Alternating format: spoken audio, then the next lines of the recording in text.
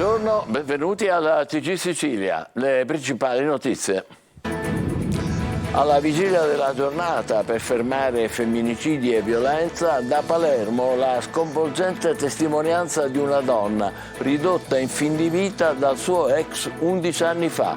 Alle donne dico: non permettete all'uomo di calpestare la vostra libertà. Agrigento, social sotto accusa per il suicidio di Alberto Re, la città sconvolta, i familiari puntano il dito sui messaggi offensivi contro l'imprenditore circolati nella rete negli ultimi giorni. Le mani della mafia sulle scommesse sportive e online, beni per 40 milioni sequestrati a 2 imprenditori in affari con i clan di Palermo. Di Pietro, c'è un legame stretto tra le tangenti di Mani Pulite al nord e gli appalti corrotti di Cosa Nostra a Palermo. L'ex PM Borsellino mi diceva: dobbiamo fare in fretta. Weekend invernale anche in Sicilia, freddo in città, neve sull'Etna, di nuovo in attività, con fontane di lava dal cratere di sud-est. Il vulcano resta sorvegliato speciale. Catania, scattata la guerra del comune agli incivili che sporcano la città, le telecamere incastrano i furbetti del sacchetto selvaggio, denuncia penale per l'uomo che ha scaricato in strada 12 buste di spazzatura. Black Friday, nelle vie dello shopping e caccia agli sconti, secondo Confcommercio a fare acquisti sono soprattutto donne e giovani. Calcio, Catania e a Giuliano per ritrovare il sorriso pure in trasferta. Anche in Campania Lucarelli conferma la difesa a 4. Domani al San Filippo il Messina sfida la corazzata Juve Stabia. Bentrovati, io scampata al mio ex che voleva uccidermi. Alla vigilia della giornata internazionale contro la violenza sulle donne, ecco la sconvolgente storia di Lidia, una donna di Palermo che 11 anni fa ha rischiato di morire per mano del suo ex. Il servizio è di Marco Gullà. Per anni non ha dormito. Appena chiudevo gli occhi mi ritrovavo la sua immagine davanti mentre tentava di ammazzarmi. In strada, a ogni auto che mi sorpassava, pensavo fosse lui. La donna che vedete si chiama Lidia Vivoli, è palermitana ed è sopravvissuta a un tentativo di femminicidio nel giugno del 2012. Io nel 2012, dopo 5 mesi di relazione con una persona, andai a convivere con questo uomo che era un principe azzurro. Io facevo l'assistente di volo e veniva alle 5 del mattino in aeroporto solo per prendersi un caffè con me, mi faceva trovare la cena pronta, mi veniva a prendere, a lasciare, sembrava il principe azzurro. Tutto potevo immaginare tranne che questa fosse una maschera. Una maschera caduta in una notte terribile per la povera Lidia. Con una scusa venne a dormire a casa mia perché lui pensò che il mio stipendio, i miei soldi, il mio denaro, se non fossero stati utilizzati da lui, non potevano essere utilizzati neanche da me. Allora di notte mentre dormivo mi cominciò a colpire con una padella di ghisa in testa finché si ruppe il manico e poi pugnalò con delle forbici, mi soffocò col filo della bajour, del ventilatore, mi colpì in faccia prendomi l'arcata sopraccigliare fino allo zigomo, mi ruppe il naso, il timpano, 3 costole, lesione al tendine, insomma ha fatto tutto per uccidermi. Io mi sono salvata, sinceramente non so perché, me lo sono chiesto tante volte perché mi sono salvata. A questo punto ho pensato che era giusto che io facessi qualcosa per le altre. E alla vigilia della giornata internazionale contro la violenza sulle donne, Lidia vuole dare un consiglio a chi vive una relazione malata. Basta di dire soltanto la parola denuncia, quando andiamo a denunciare vuol dire che è successo qualcosa di molto grave. Insegniamo alle ragazze, alle donne a riconoscere i segnali della relazione tossica, quelle le privazioni della libertà, il controllo, la vessazione, l'umiliazione.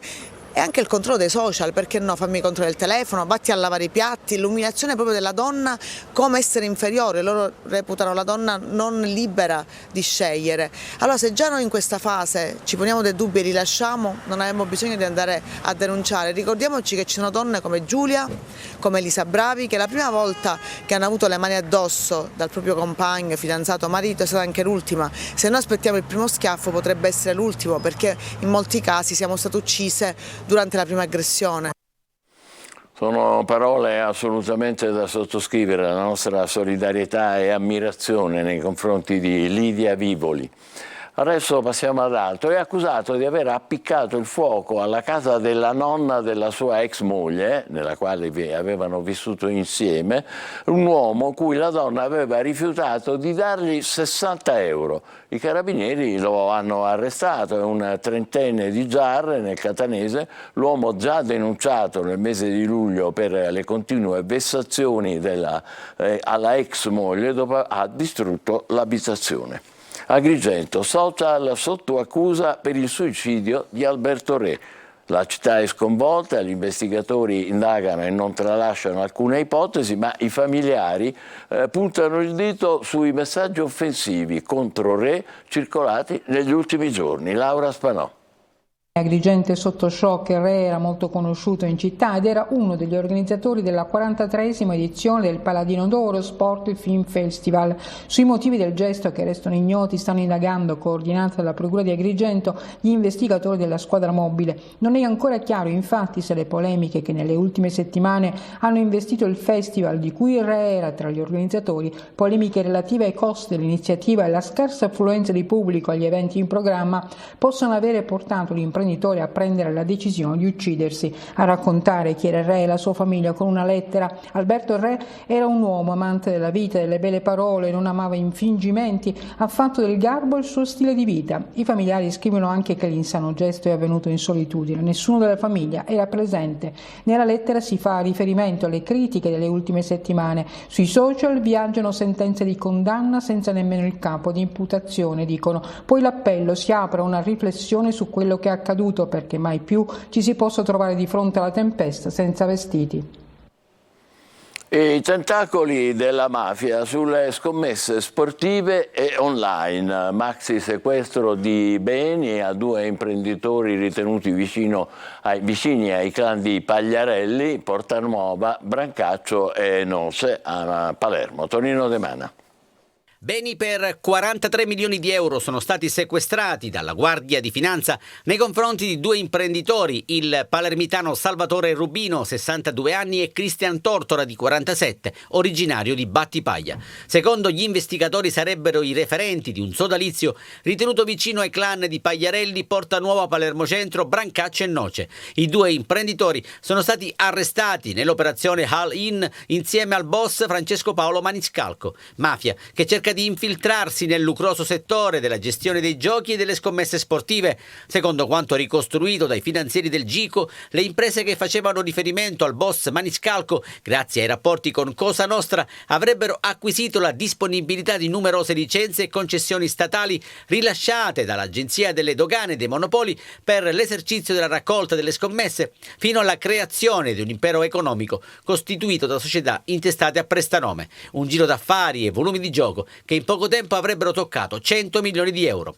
I 2 imprenditori, raggiunti dal provvedimento di sequestro, sono stati condannati dal Tribunale di Palermo nel febbraio 2022. Sentenza per Rubino e Tortora confermata dalla Corte d'Appello a luglio del 2023. Sequestrati 3 immobili, tra cui una villa favignana, quote di 11 società con sedi a Milano, Roma, Salerno e Palermo, conti correnti, titoli, polizze assicurative e buoni postali, per un valore complessivo, come detto, di 43 milioni di euro. Davanti alla Commissione Nazionale Antimafia che si occupa della strage di Via D'Amelio, l'ex magistrato protagonista di Mani Pulite, Antonio Di Pietro, ha detto: Mafiopoli e Tangentopoli sono 2 facce della stessa medaglia. Giusy Lazzara. Un'audizione durata più di un'ora, quella di Antonio Di Pietro davanti alla Commissione parlamentare antimafia che si sta occupando della strage di Via D'Amelio. Di Pietro ha richiamato anche una relazione del Copasir degli anni 90 che ha riconosciuto che effettivamente c'era stata attività di dossieraggio nei confronti di magistrati della Procura di Palermo e Milano. Anni intensi per l'ex magistrato di Mani Pulite, che dà la sua versione sulle ragioni che hanno provocato la morte di Giovanni Falcone e Paolo Borsellino e racconta di quando in incontra a Palermo Borsellino al funerale di Giovanni Falcone e ha con lui uno scambio di battute. Adesso dobbiamo andare di corsa, dobbiamo fare presto, perché questo è il filo conduttore della sua audizione. Mafiopoli e Tangentopoli sono due facce della stessa medaglia. E già nel 1991 le indagini sulle tangenti raccontavano che c'era un boccino paritario tra politici e imprenditori, mentre a Palermo chi non rispettava gli accordi faceva la fine di Salvo Lima. Di Pietro ricorda ancora che Falcone, finché fu in vita, seguì passo passo la sua indagine a Milano, a cui teneva moltissimo, dandogli anche dei consigli. Devi seguire il denaro appalto per appalto, una rogatoria alla volta. Fai il capo di imputazione e poi stralcia. Poi arriva via D'Amelio. Dopo l'omicidio di Borsellino non mi aprì più con nessuno, dice l'ex PM. Molti ritengono che Borsellino sia stato ucciso proprio per ciò che stava scoprendo su mafia e appalti. E poi dice ancora: le differenze negli accordi fra le imprese e la politica nel resto d'Italia e lo scenario che si apre in Sicilia, dove c'è il tavolino attorno al quale siedono gli imprenditori, ma dove è presente anche la mafia. In Sicilia, weekend tra temperatura in picchiata e neve sui rilievi. Dopo le piogge di ieri, l'Etna, completamente innevato, regala immagini spettacolari che affascinano soprattutto i turisti. Per quanto riguarda il vulcano, si registra anche un incremento dell'attività esplosiva dal cratere di sud-est. Emanuela Corsi. Scendono le temperature anche in Sicilia. Dopo le piogge abbondanti di ieri, il weekend sarà tipicamente invernale. Secondo le previsioni, domenica la giornata più fredda, con la massima che sfiorerà i 12 gradi e la minima che potrebbe arrivare a 2. Ma le temperature in picchiata non preoccupano, soprattutto dopo il caldo eccezionale di quest'anno. È normale che sia così, il caldo troppo anomalo quest'anno. L'aria è un po' più fresca, più che altro si sta bene, l'importante è ovviamente che non fa brutto tempo forte. Era arrivato l'inverno finalmente. Quasi, perché ancora 2 giorni è stato male, oggi è una bella giornata. Il maltempo che ha colpito ieri la Sicilia ha riportato anche la neve sull'Etna, regalando un risveglio spettacolare a catanesi e abitanti alle pendici del vulcano, che oggi si presenta così. Ieri era piena di boschino, non si vedeva nulla, oggi invece è chiarissimo, bella. Uno spettacolo. Uno spettacolo, sì, uno spettacolo. Un'immagine che affascina i residenti, ma soprattutto i turisti. Meravigliosa, quando ho visto l'Etna stamattina ho fatto prima cosa la foto e poi ho mandato quelli dei babà, dei cannoli, a tutti a fare il mordi invidia, a tutti quelli che quando la brioscina a Torino, misera proprio.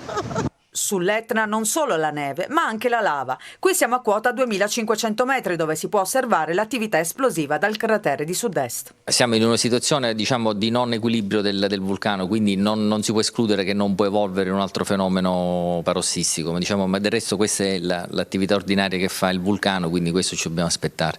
Al momento nessun problema per l'operatività dello scalo etneo di Fontanarossa.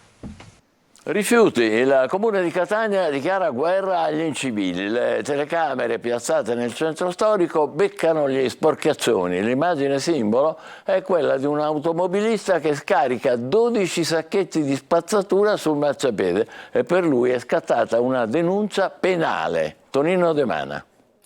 Ammende fino a 10.000 euro, sequestro dell'auto e denuncia penale. Il comune di Catania dichiara guerra agli incivili dei rifiuti nel tentativo di rendere più decorose le strade, spesso ridotte a discariche a cielo aperto. Una svolta epocale intrapresa dal sindaco Trantino, che sin dal giorno del suo insediamento sta lavorando per stenare chi, senza scrupoli e senza pudore, si sbarazza della spazzatura nel modo più vergognoso.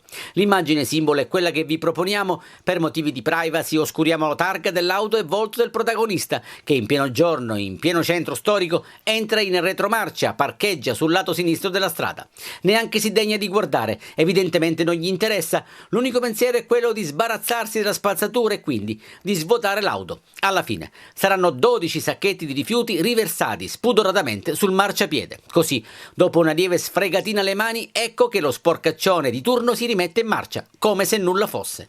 Non sa però che la sua vigliacca azione è stata immortalata da una delle tante telecamere fatte piazzare dal comune di Catania. Per lui scatterà una denuncia penale ed, accertate le contestazioni, verrà applicata una salata ammenda. Analoga sorte è toccata ad altri 7 incivili beccati dalla Polizia Municipale Annesima Inferiore, Librino, San Giorgio e San Giuseppe L'Arena. Tutti sono accusati di abbandono illecito di rifiuti sul suolo pubblico. I trasgressori rischiano una multa da 1.000 a 10.000 euro ed il sequestro del mezzo utilizzato per commettere il reato. È una stretta molto seria questa qui a Catania, bisogna fare attenzione, adesso da ora in poi non si scherza. È la stretta sugli incivili che abbandonano la spazzatura per strada con le prime multe e i provvedimenti penali, e poi ancora il problema dell'incidenza sulla salute dei cittadini di microplastiche, ratti e amianto a Catania, sarà l'argomento del nostro incontro più tardi con il sindaco trentino alle 14.30 su Telecolor. Per le vostre domande, segnalazioni e perché no anche contestazioni su questo come su tutti gli altri argomenti potete scrivere anche subito al WhatsApp 342 745 5005 oppure mandare una mail a sicilia24focus@telecolor.it. Vi aspettiamo ad appuntamento con il sindaco oggi a Telecolor alle 14.30. Manovra CISL domani, manifestazione nazionale a Roma, folta rappresentanza anche dalla Sicilia, il segretario regionale Cappuccio. Ecco cosa chiediamo al governo nazionale e a quello regionale. Lo ascoltiamo al microfono di Marco Gullà. Partecipare per crescere, migliorare la manovra, costruire un nuovo patto sociale. E questo è lo slogan della manifestazione nazionale che la CISL terrà a Roma nella giornata di domani. E se la CISL non ha preso parte allo sciopero generale indetto da CGIL e UIL alcuni giorni fa, lo farà quindi domani per chiedere al governo di migliorare soprattutto la legge di bilancio. Dalla Sicilia una folta rappresentanza in partenza per la capitale. Aprire con il governo un grande confronto per migliorare questa manovra finanziaria e per guardare anche alla definizione di un nuovo grande patto sociale che metta al centro la crescita e lo sviluppo del paese e che traguardi le risorse che ci sono in campo per effettuare tutto questo. Non solo sul fronte nazionale, la CISL chiede anche maggiore impegno al governo Schifani. Al governo regionale stiamo chiedendo con insistenza di riavviare i confronti necessari per mettere in campo una vera proposta di visione e di rilancio di questa regione, partendo dal piano nazionale di resilienza, la governance del piano nazionale di resilienza. Abbiamo sottoscritto accordi per le ZES, abbiamo avviato i primi confronti sulle infrastrutture, stiamo chiedendo con insistenza un confronto sulla sanità, abbiamo da ridisegnare una proposta vera rispetto al sistema industriale della Sicilia. Pullman che partiranno già stasera alla volta di Roma. È arrivato l'atteso Black Friday, anche se negli ultimi tempi quasi tutti i negozi lo hanno esteso all'intera settimana. Nelle vie dello shopping è caccia agli sconti e secondo Confcommercio Black Friday, il venerdì nero, attira soprattutto donne e giovani. Francesco Aloi. Venerdì bianco sull'Etna, venerdì nero per il commercio. È il Black Friday, il giorno dei grandi sconti. Secondo Confcommercio attira soprattutto donne e giovani. Guardate la vetrina a caccia di sconti. Sì, in realtà sì, ne approfittiamo per queste giornate. Conviene e quindi ne approfittiamo anche noi. In realtà quasi tutti i negozi hanno esteso le offerte all'intera settimana.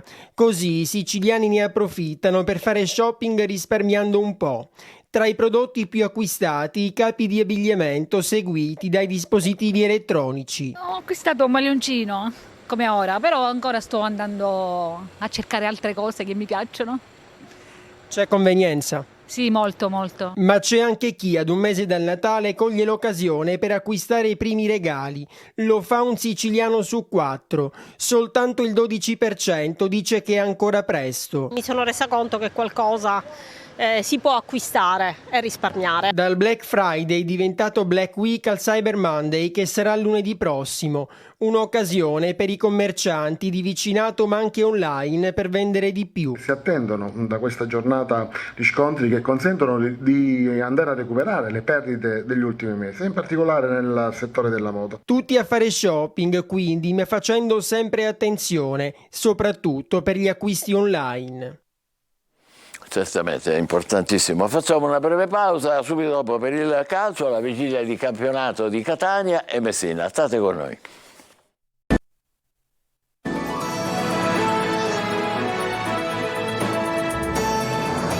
Eccoci di nuovo insieme con il calcio. Catania di scena Giuliano in una partita insidiosa contro una delle formazioni che stanno attraversando un ottimo periodo di forma. Francesco Triolo.